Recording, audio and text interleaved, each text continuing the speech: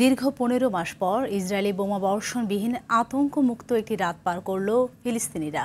অনেকেই ধ্বংসস্তূপে পরিণত হওয়া নিজ বাড়িতে ফিরতে শুরু করেছেন। ৯০ জন বন্দির মুক্তিতে উল্লাস করেন ফিলিস্তিনিরা। মুক্তিপ্রাপ্তরা জেলখানায় দুর্বিষহ পরিস্থিতির কথা জানান। রবিবার থেকে গাজায় প্রবেশ করেছে কয়েকশো ত্রাণবাহী ট্রাক।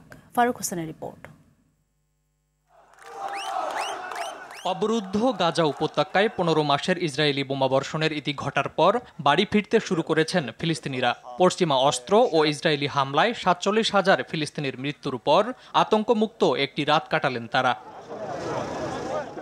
জাতিসংঘ জানায় রোববার ৬৩০টির বেশি ত্রাণবাহী ট্রাক গাজায় প্রবেশ করেছে।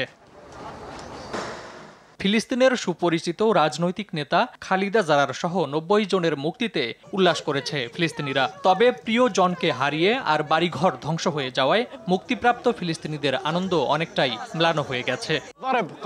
আমরা জাহান্নাম থেকে বেরিয়ে এসেছি। প্রহার, দমন, গ্যাস প্রয়োগে জেল ছিল নরক। নৃশংসতার অবসান ঘটানো যুদ্ধবিরতি গাজাবাসীর মাঝে আশা জাগালেও যুদ্ধে পরিবার পরিজনের মৃত্যুতে একই সাথে তারা শোকগ্রস্ত। বাড়ি ফিরে তারা দেখছেন চারদিকে কেবলই ধ্বংসাবশেষ, কিছুই আর অবশিষ্ট নেই। এরই মধ্যেই বাসস্থান পুনর্গঠন শুরু করেছেন তারা। আমরা রাফায় সুলতান পাড়ায় আমাদের বাড়িগুলো দেখতে এসেছি, কিন্তু আমরা কোনো বাড়ি খুঁজে পাইনি, শুধু ধ্বংসস্তূপ পেয়েছি। আমরা আমাদের বাড়িগুলো শনাক্ত করতে পারিনি। সংবাদ মাধ্যম আল জাজিরা জানায় আশ্রয় কেন্দ্র থেকে তাঁবু নিয়ে এসে ধ্বংসস্তূপের উপর আপাতত থাকার ব্যবস্থা করার চিন্তা করছেন বাস্তুচ্যুতরা।